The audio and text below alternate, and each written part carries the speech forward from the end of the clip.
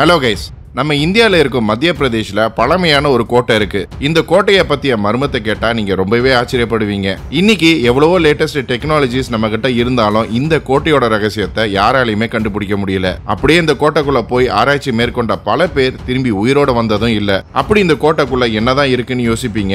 இதே மாதிரி மணிக்கு 2000 லிட்டர் தண்ணி இந்த இடத்துல இருந்து வருது. ஆனா எங்க இருந்து இந்த தண்ணீர் வருதுன்னு யாருக்குமே தெரியல.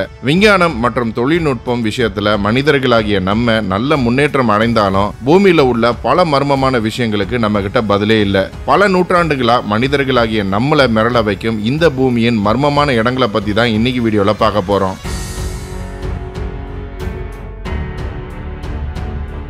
இந்த வீடியோ பல மர்மமான விஷயங்களை பத்தி சொல்ல போகுது. ஸோ தொடர்ந்து கடைசி வரைக்கும் பாருங்க. புது வியூவர்ஸ் நம்ம சேனல் என்ன சப்ஸ்கிரைப் பண்ணுன்னா இமிடியேட்டா சப்ஸ்கிரைப் பண்ணுங்க. பக்கத்தில் இருக்க பெல் ஐக்கனையும் பிரஸ் பண்ணுங்க. அப்பதான் நம்ம போடுற புது வீடியோஸ் உங்களுக்கு நோட்டிஃபை ஆகும். அஞ்சாவதா ஃபாசே டியான் ஸ்பிரிங். இந்த இடத்துல இருக்கும் இந்த நீர் நூற்றுக்கணக்கான ஆண்டுகளா தொடர்ந்து இங்க பாயுது. இந்த இடம் பிரான்ஸ்ல இருக்கும் பர்கண்டி பகுதியில இருக்கு. இது ஒரு நொடிக்கு 311 லிட்டர் தண்ணீரை வெளியேற்றுது. மழை காலத்துல இதுல இருந்து வெளிவரும் தண்ணீர் அளவு வினாடிக்கு 3000 லிட்டர். அன்றைய காலத்துல, அதாவது 6ஆம் நூற்றாண்டுல இந்த இடத்துல இருந்து வரும் தண்ணீரை ரொமேனியா மக்கள் குடிநீராக பயன்படுத்தி இருக்காங்க. 17ஆம் நூற்றாண்டுல மக்கள் இந்த இடத்தை குளிப்பதற்கு பயன்படுத்தி இருக்காங்க. 18ஆம் நூற்றாண்டுல இருந்து இந்த வட்டவேலி எவ்வளவு ஆழமானங்கிற கேள்வி மக்கள் மனசுல வர தொடங்கி. இந்த நீரூற்றுல தண்ணீர் எங்க இருந்து வருதுன்னு கண்டுபிடிக்க பல முயற்சிகள் செஞ்சாங்க. ஆனா அன்னிலிருந்து இன்னைக்கு வரைக்கும் முயற்சிகள் நடந்துகிட்டு தான் வருது. ஆனா யாராலையும் கண்டுபிடிக்க முடியல. இது பயங்கர மர்மமாக இருந்து வருது. இந்த வட்ட ஓட்டைக்குள்ள டைவர்ஸ் பல தடவை போய் பார்த்தாலும் இதோட இறுதி ஆழத்தை அவங்களால கண்டுபிடிக்கவே முடியல. பல ஆராய்ச்சி குழுக்கள் இந்த நீரூற்றுக்குள்ள பல கண்டுபிடிப்புகளை மேற்கொண்டாங்க. ஆனா யாராலையும் சரியா இதோட ஆழம் என்னன்னு கண்டுபிடிக்க முடியல. அப்படியே சில பேர் இந்த நீரூற்றுக்குள்ள இதோட கடைசி வரைக்கும் போனாலும் அவங்க திரும்பி உயிரோட வரவே இல்ல. இதனால இந்த இடத்துல ஆராய்ச்சி மேற்கொள்றது ரொம்பவே ஆபத்தானதுன்னு ஆராய்ச்சிகளை கைவிட்டாங்க.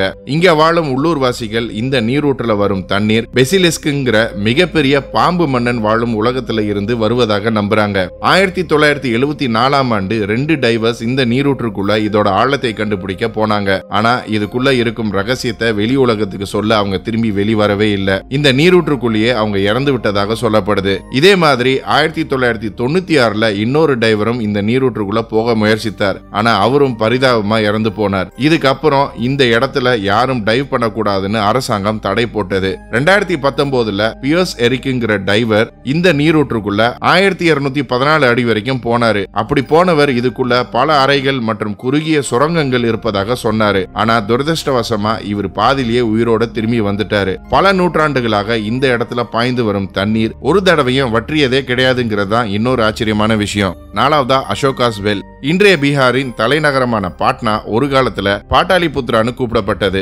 மேலும் நாட்டின் மிக முக்கியமான நகரங்கள்ல ஒன்னாக இது இருந்தது.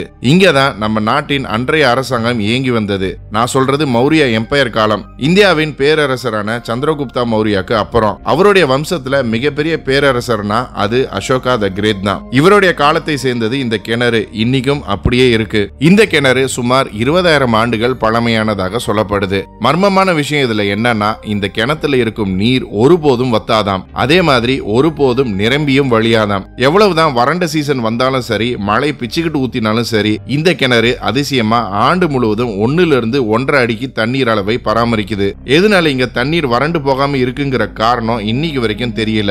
இந்த கிணறுக்கு அகம்குவான்னு பேர் இருக்கு. அப்படின்னா யாருமே பார்க்க கூடாத கிணறுன்னு அர்த்தம். ஏன்னா இது அசோகா பேரரசின் காலத்துல அவருடைய அசோகாஸ் எல்லுங்கிற சிறைசாலையில ஒரு பகுதியா இருந்தது. புராணத்தின் படி இந்த கிணறு பாதாள உலகத்தோட தொடர்பு உள்ளதாக சொல்லப்படுது. இந்த கிணத்துக்கு பக்கத்துல மாதா சீதாலா தேவி கோயில் இருக்கு. இந்த கோயிலுக்கு வர்றவங்க இந்த கிணறுக்கு வந்து வழிபட்டுட்டு போறாங்க.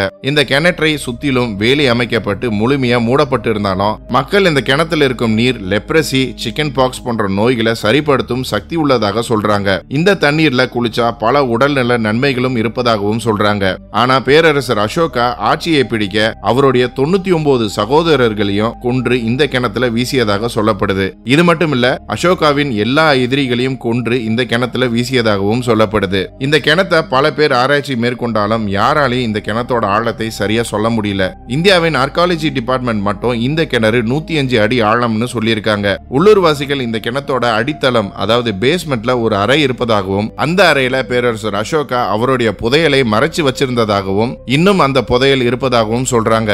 என்னைக்காவது ஒரு நாள் ஆராய்ச்சி மூலமா இந்த கிணத்தோட மர்மம் வெளியாகும்னு நம்பிக்கையோடு உள்ளூர் மக்களும் இருக்காங்க. அது வரைக்கும் இதோட மர்மம் தொடர்ந்து விவாதிக்கப்படும். மூணாவதா கார்க் குந்தர் ஃபோர்ட். மத்திய பிரதேஷ்ல உள்ள நிவாரி மாவட்டத்தில் உள்ள குந்தர் கிராமத்தில் இருக்கும் மலையில இந்த கோட்டை இருக்கு. இது இந்தியாவுல மிகவும் மர்மமான ஒரு கோட்டையாக சொல்லப்படுது. இந்த கோட்டையை நோக்கி போகும்போது 10 இருந்து 12 கிலோமீட்டர் தூரத்திலேயே இந்த கோட்டை தெரியும். சரியா கரெக்டா தான் போறோம்னு நினைச்சு போனீங்கன்னா அது வேற ஒரு தப்பான பாதையில போய் அதே 10 இருந்து 12 கிலோமீட்டர் தொலைவில் இந்த கோட்டை தெரியும். என்னதான் இன்றைய நவீன டெக்னாலஜி மேப் எல்லாம் வச்சு போனாலும் ஒரு சுத்தாம இந்த இடத்துக்கு போக முடியாது. உண்மையிலே இந்த கோட்டையும் அப்படிதான் கட்டப்பட்டிருக்கு. இந்த கோட்டையில மொத்தம் 5 மாடிகள் இருக்கு. அதுல 2 ஃப்ளோர் பேஸ்மெண்ட்ல இருக்கு. இந்த கோட்டையில பகல் நேரத்துல கூட சூரிய ஒளி இல்லாம பல பகுதிகள் இருக்கு. இது இன்னும் இந்த இடத்தை பயமுறுத்தும் வகையில இருக்கும். இந்த கோட்டை யாரால கட்டப்பட்டதுன்னு சரியா தெரியல. ஆனா இது 2000 ஆண்டுகளுக்கும் பழமையான ஒரு இடமாக சொல்லப்படுது. சில குறிப்பீடுகள் 1380ஆம் ஆண்டு நடந்த ஒரு சம்பவத்தை சொல்லுது. அதாவது துக்ளக் பேரரசரான முகமது பின் துக்ளக் இந்த கோட்டையின் மன்னரான மான்சிங்கோட மகளாகிய கேசரி தேவியை பார்த்ததும் சபலம் கொண்டான். அவரு ராஜா மான்சிங் கிட்ட அவருடைய மகளான கேசரி தேவியை ஒப்படைக்க கோரினார். ஆனா ராஜா மான்சிங் அதை மறுத்துட்டாரு.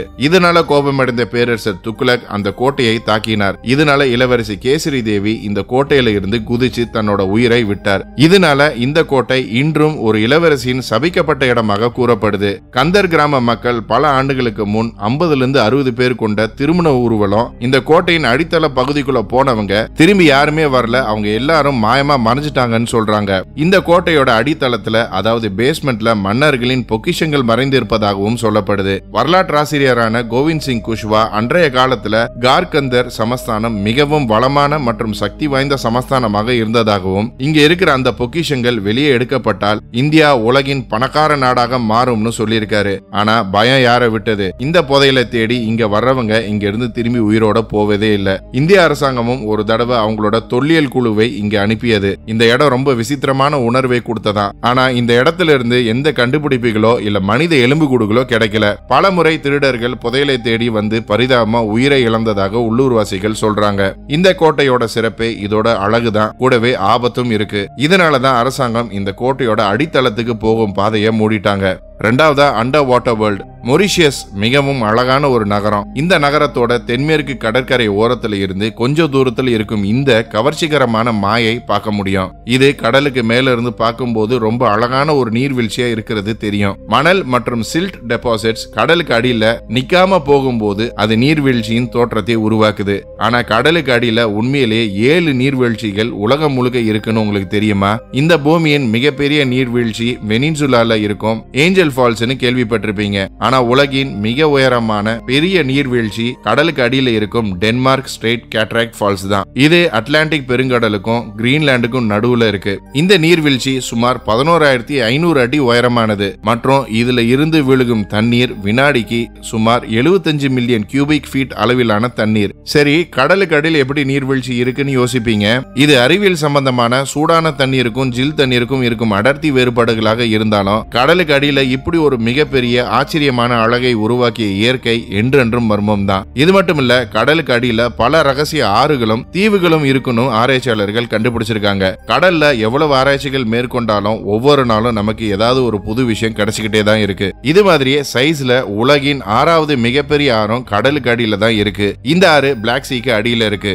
1ஆவதா கலாவதி ஃபோர்ட். இந்த கோட்டையில பெருசா மர்மம் எதுவும் இல்லைனாலும் இங்க போகிறது ரொம்பவே ஆபத்தானது மற்றும் உயிருக்கு உத்தரவாதம் கிடையாது. மகாராஷ்டிராவோட இந்த கோட்டை பன்வேல் மற்றும் மத்திராங்கிற மாநிலங்களுக்கு நடுவுல இருக்கு. இந்த கோட்டை 2300 அடி உயரம் உள்ள மலை உச்சியில கட்டப்பட்டிருக்கு.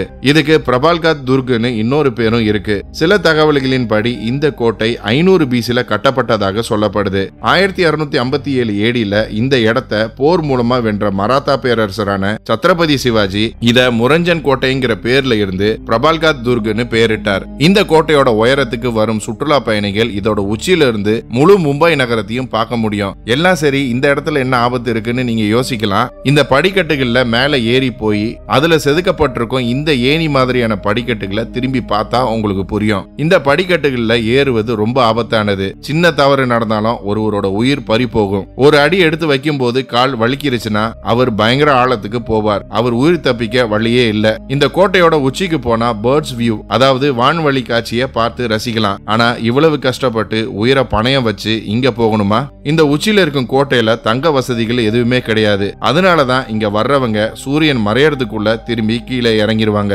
மற்றும் இந்த படிக்கட்டுகளுக்கு பிடிச்சு ஏறவோ இல்ல இறங்கவோ எந்த ஒரு கைப்பிடியோ இல்ல கயிறோ கிடையாது. அதனால இங்க போகிறது பாதுகாப்பு கிடையாது. செங்குத்தான மலைக்கு மேல இந்த படிக்கட்டுகள் செதுக்கப்பட்டிருக்கு. ஓகே கைஸ், இன்னைக்கு வீடியோ அவ்வளவுதான். இந்த 5 மர்மமான இடங்கள்ல நீங்க எங்க போக விருப்பப்படுறீங்கன்னு கமெண்ட்ஸ்ல சொல்லுங்க. இந்த வீடியோ பிடிச்சிருந்தா லைக் பண்ணுங்க, ஷேர் பண்ணுங்க. போன வாரம் கமெண்ட் பண்ண 10 பேரை பார்ப்போம்.